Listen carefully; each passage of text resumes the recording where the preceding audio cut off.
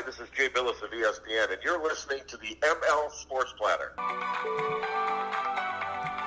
The ML Sports Platter all over Spotify, Google, Apple, Stitcher, Deezer, iHeartMedia, Amazon Music, you name it. Go ahead and download, subscribe, leave feedback, and a 5-star review. All a part of the Brawl Network. Get me on Twitter at Mike L Sports and at Network Brawl. Go ahead and check out all the incredible platforms, the teams, the content, the hosts, a really talented group of people over at the Brawl Network. We are brought to you by Liverpool Physical Therapy, Barks and Rec Doggy Daycare, Rosie's Corner, and our good friends at Stanley Law Offices. Together, they'll work to get you the maximum award. Go ahead and log on to StanleyLawOffices.com. StanleyLawOffices.com. It's a treat to talk some Jets football, AFC East, free agency, the draft, and the upcoming 2021 season as well. With a good pal of mine, does a hell of a job covering the New York Jets and all the aforementioned things on his Play Like a Jet platform. You can follow him on Twitter at PlayLikeAJet, the number 1. He is the host and producer of the daily Play Like a Jet podcast and the co-founder of PlayLikeAJet.com. Scott Mason, how are you, bud? Welcome in. Hey, Mike, what's up, buddy? Let's start with Sam Darnold. What's next for Sam Darnold? Hopefully a new team. That's what it seems like anyway. Anything's possible. I know they haven't made a quote-unquote final decision, but if you read the tea leaves, it looks like it's most likely that they're going to draft somebody in April.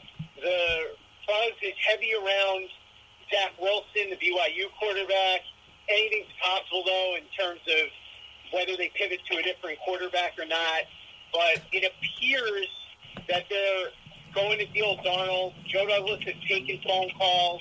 There's apparently been offers made. He's told teams to wait until after pro days, which is this week. So we'll see exactly how this goes down. I wouldn't completely rule Darnold out being the quarterback next year, but I would say the odds are not great right now. I would say most likely he's on the move.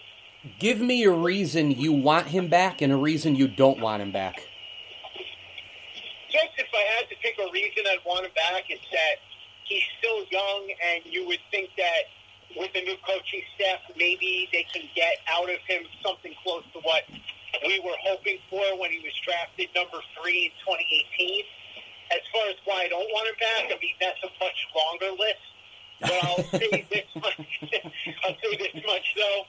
After 3 years, I just have not seen enough for me to believe that he's the guy. And when you have the opportunity to pick number 2, look, it's different if they had the 15th pick, if they were, say, the Patriots, right? Then you say, well, they don't really have a high enough pick to get an impact starter. So stick with Darnold, roll the dice, see what you got. And if he doesn't perform, he walks at the end of the year, and then you go and try and find somebody else next year. But you're in a position to get a new guy when Darnold's in the last year of that rookie deal. And as I said, he just hasn't shown you enough to believe that he's the guy. If you look at history, after 3 seasons, players that have done this little at the quarterback position and have gone on to be really good are basically non-existent. Even Drew Brees was better at this point in his career, and Alex Smith is the closest parallel, but Smith isn't even really more than an average starter. So I would say that moving on from him is a prudent decision for that reason and many others. Give me a grade on the free agency so far, Scott, with this Jet team. They've been pretty active here, right? And maybe a little ways to go before the draft. How about a grade and kind of your assessment here with this club? I mostly like what they've done. I'd say a B+ is probably a fair grade. Yeah. You might be able to twist my arm into an A-, but I'd say B+. Look, they needed playmakers, and they needed an edge rusher badly. They went out and they got Carl Lawson, who I think you can make the case was the best edge rusher on the market, because I'm not counting Shaq Barrett, who everybody sort of knew was going back to Tampa. Corey Davis, they really wanted him. He was their number 1 target, and I think he'll add another element to the passing game. They weren't able to upgrade the interior offensive line. I can't really kill them for that, though, because the only real major upgrade available was Joe Thuney, and he went to the Chiefs for a really good amount of money, and obviously if the money's even close, he's going to go to the Kansas City Chiefs for his chance to win a Super Bowl. I would have liked to have seen them do a little bit more at linebacker. The only player they have there that's proven is C.J. Mosley, and he hasn't played in 2 years, really.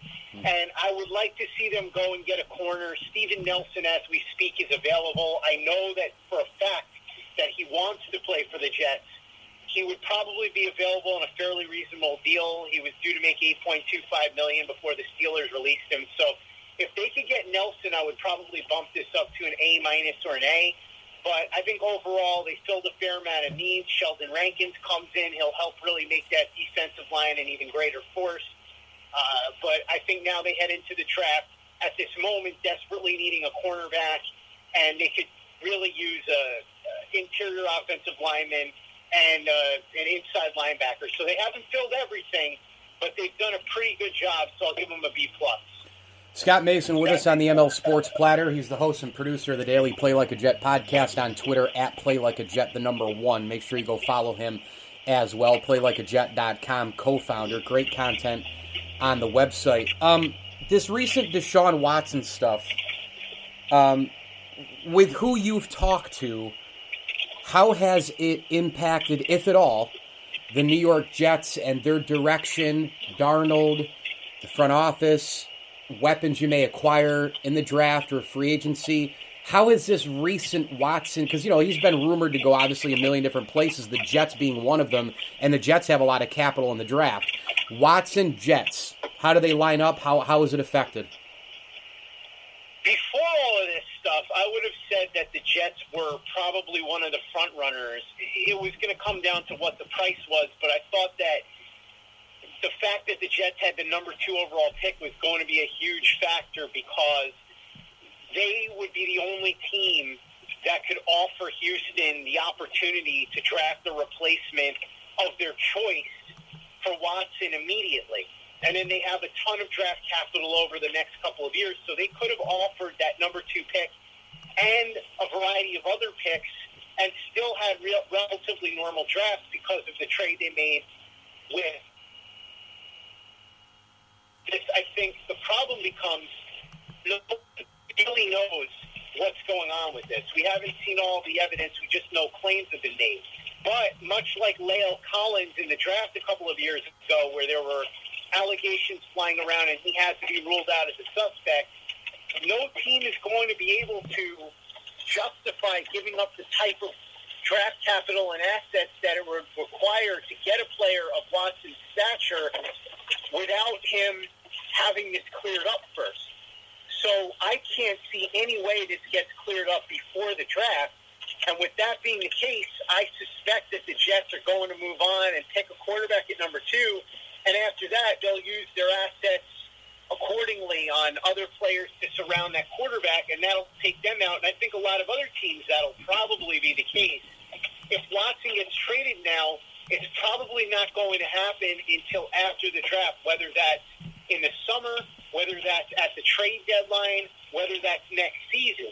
So I think this probably takes the Jets out of the running for Watson simply because there's no way that they can trade the type of draft picks and players that Houston will want for him before the draft, because if this thing blows up, then the Jets are going to be in a position where they traded so much for a guy that could end up in real hot water with the league, and perhaps even beyond that. So I just think that this bevy of allegations, fairly or unfairly, we'll find out, because obviously nobody knows for sure.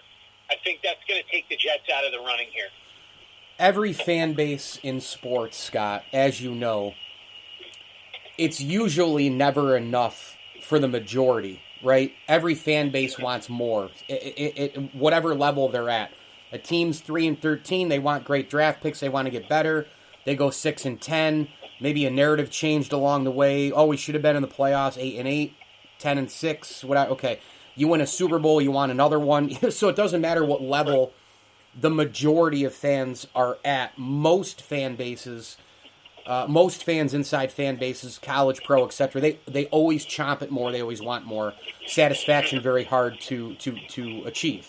Having said that, where do you think realistic Jet fans are, and you included here, in terms of 2021, 2022, 2020, let's say 3 years, where do the Jets need to be? Record, performance, competition with opponents, different moves that are maybe made inside the walls. You can tell things are changing a little bit.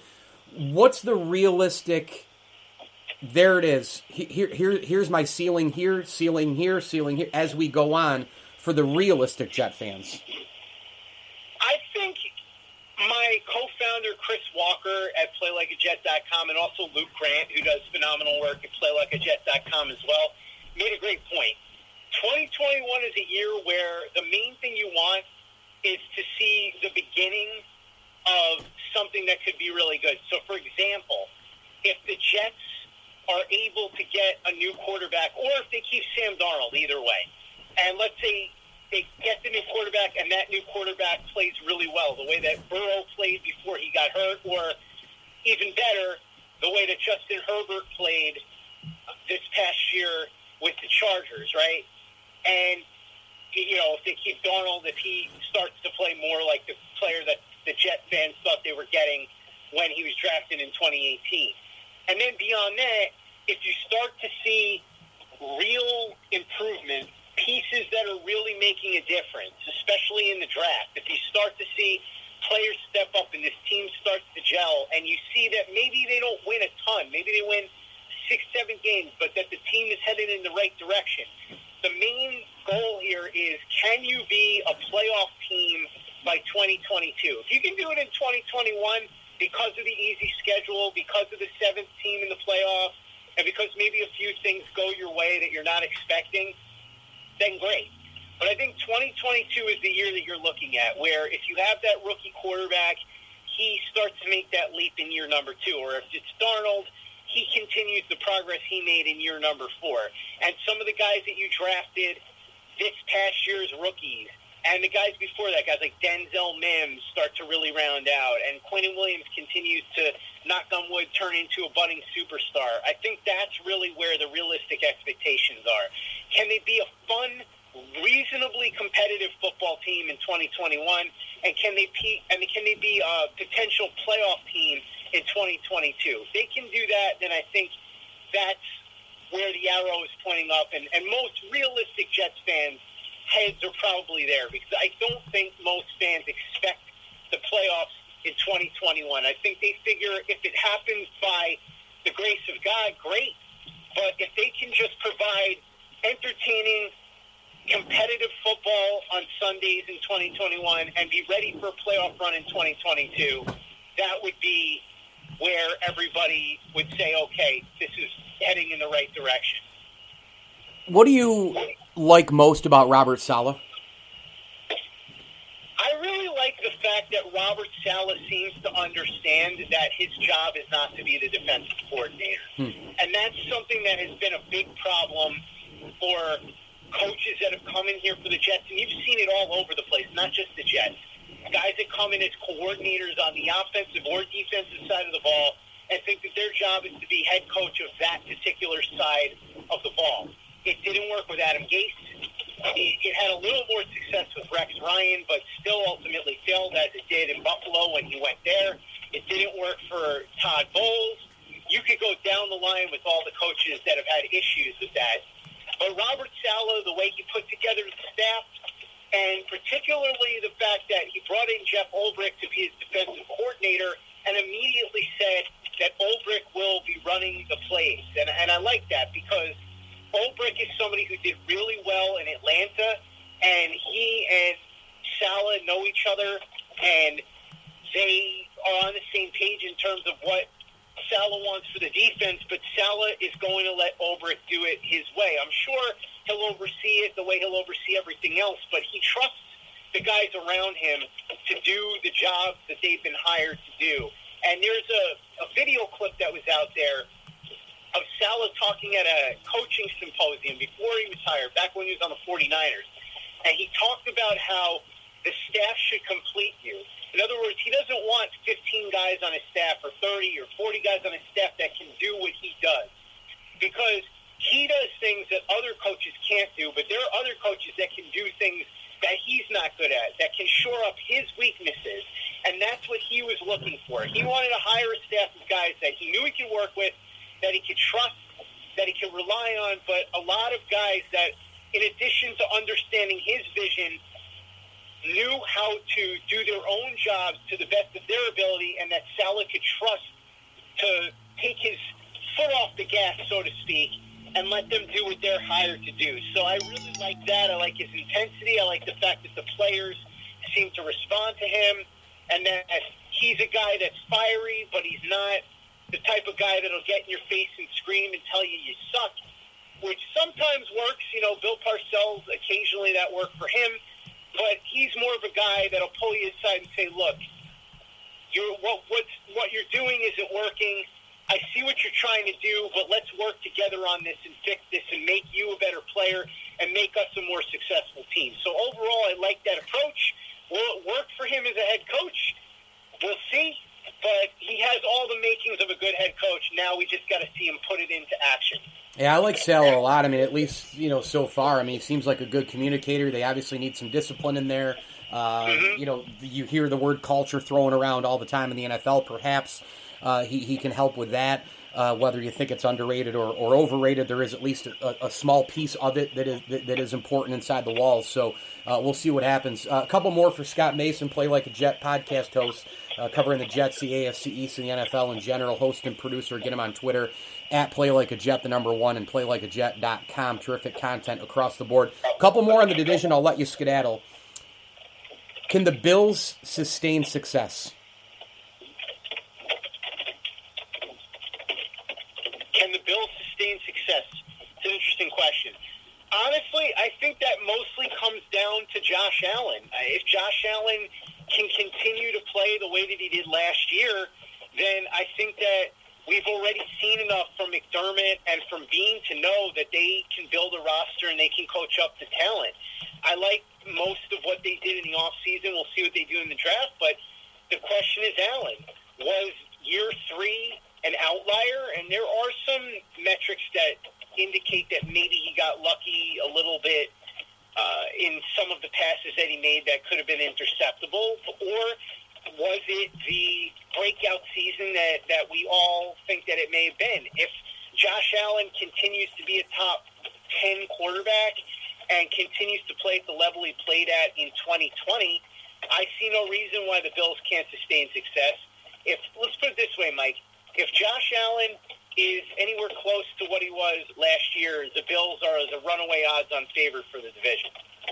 Outside of the Bills, with the Patriots and the Dolphins, which team, if you had to pick one, scares you the most from a Jets perspective this offseason and beyond? So inside the division or outside the division? In the division, Patriots, Dolphins, as far as that second threat after Buffalo to the Jets. Just between those two teams, which team do you fear more, I guess, coming from a Jets standpoint? I love the blatant disrespect for the Patriots. Phenomenal. After 20 years, they deserve it, too. I would say the Bills are definitely the scarier team for a couple of reasons. Number one, McDermott and Bean have really... I know the Bills are the best team. I'm asking you, Patriots versus Dolphins only, out of those two teams, which one scares you the most from a Jets perspective? Sorry about that. Misheard you, Mike. I would say that I'm probably more nervous about the Patriots, and the only reason is because I think anytime you have Belichick running things, you know he's up to some sneaky business. And I suspect, and I could be wrong, I suspect that a big part of the reason he spent so big in the offseason was to give himself the flexibility to make a big move in the draft to go up and get a quarterback. We'll see if that ends up being the case. But I think with the Dolphins, I like a lot of what they've done. But at the same time, what's the deal with Tua? Are they rolling with him? If they are, is he the guy? If he's not the guy, what's going to happen there? Because there are some nice pieces there, but I'm not sure about them. over the next couple of years unless I see what they're getting out of the quarterback position. So I would say the Patriots make me more nervous just because any team coached by Belichick, I'm going to just assume that they're going to pull something out of their hat. Listen, last year they were 7-9 with a horrible roster. So you got to figure now with a much easier schedule and the possibility of trading up in the draft or even getting a new quarterback at 15 and all these guys they just brought in, they're going to be frisky. Before I let you run, Tom Brady wins another Super Bowl. I mean, can you believe this freaking guy? I'll tell you something, Mike. True story, and I'm not saying this after the fact. I actually picked the Bucs to go to the Super Bowl. You weren't alone. You were not alone. Yeah, I'll tell you why, and this is the interesting thing. So I have a friend of mine who is a big Bucs fan, and when they signed Brady, he said, I don't like it. It feels like a money grab, a short-term fix. Oh. And I said, listen, Brady is still really good. I watched him with the Patriots last year, and he was much better than people realize. If you go back and look at the film, the Bucs have a really good roster. I said the key here is there's no preseason, and Brady has a limited time to practice with these guys. It's going to take a while, and he's got a lot of people to work in. But once he figures out how to work everybody in and distribute the ball, that's when the Bucs are going to be really scary. And I don't remember exactly which game it was. I think it was around week 13 or week 14.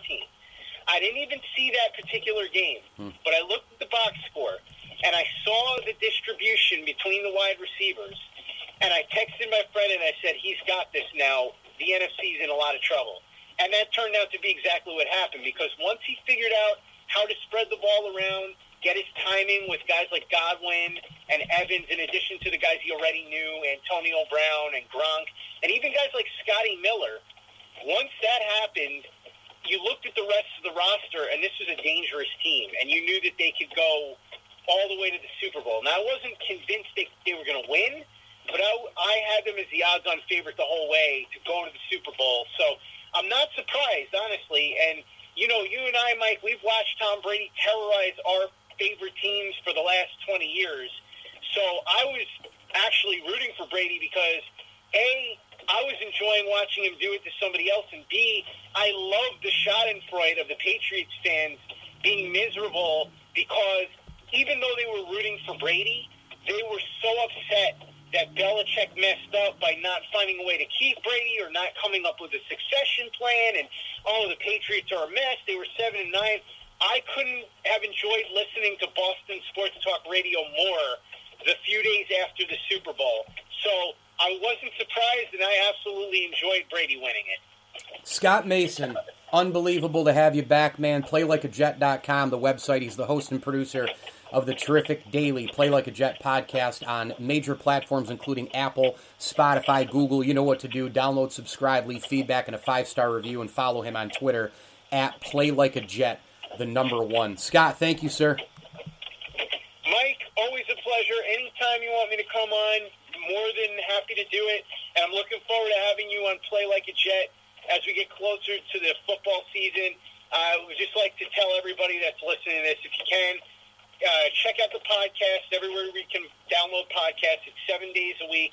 And also plenty of content at PlayLikeAJet.com as well. What's interesting about the New York Jets in the free agency world is that, you know, I think Scott does an amazing job. I think he hit it right on the nail, squarely on the head. I mean, he pounded that thing right down. He hit the nail on the head because he explained the playmaker thing, and they did need playmakers on both sides of the ball. There's no question.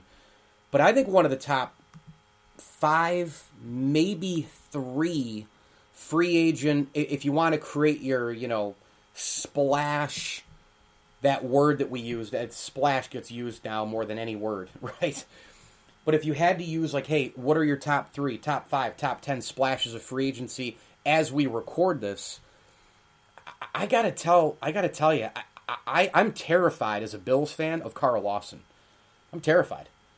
The Jets' pass rush needs some of that old, I mean, I'm sorry, but it was like this under Rex Ryan. That old, ferocious, physical, yet crazy, freakish athletic ability to do anything at the line of scrimmage. Rex Ryan, that was a big-time staple of his, because once he had that going, then the linebackers could sort of, improvise. The secondary, obviously, they weren't on an island as much. Carl Lawson, man, I wanted the Bills to get him. Obviously, the money probably didn't work out for them, but the Jets, more cap room, ton of draft capital, and that's the thing that happens. I mean, the Bills, built this foundation, with all their guys now. They're going to bring the band back together, which again, I'm totally in. I'm a fan of it. But when you do that, and when you eventually have to pay your quarterback, and it can be a good thing, it can be a bad thing, because you have to pay him, and then you can't pay a lot of other guys. You look at what's happened to Seattle, for example. But it's a good thing because you have the quarterback. So it's you're constantly playing tug of war with both sides. With that, when you don't have as much money as other teams in your division, they're chasing you, and they're going out and getting big-time players. Now, the Bills had big-time players not even really hit free agency, and the Bills basically made signings by re-signing guys. They made splashes with their own players, right? I mean, you bring back Darrell Williams, you bring back Isaiah McKenzie, you bring back obviously Matt Milano. You bring back Feliciano on the offensive line. I think their best, most versatile. Deion Dawkins might be the best lineman, but the most versatile lineman is Feliciano, I think, by miles, in terms of being able to play multiple positions, including center, if Mitch Morse goes down. But the Jets agreeing to terms with Carl Lawson and bringing him in to terrorize the AFC East and continue to terrorize the AFC and the rest of the league, which he did in Cincinnati. I think that signing was that was a great signing for the Jets. It's really terrific. And Robert Saleh, I think, he reminded me a little bit in the press conference of some of these other guys who have come in and kind of established some footing. No BS, honest, here it is, hit it kind of guy. Understands things, communicates things, isn't going to try to do too much, isn't going to be the wild CEO, isn't going to get in the GM's face, isn't going to try to control the defense. It's going to be fascinating to see what happens with this New York Jet football team. But Saleh seems to be, so far, I think, a pretty good hire.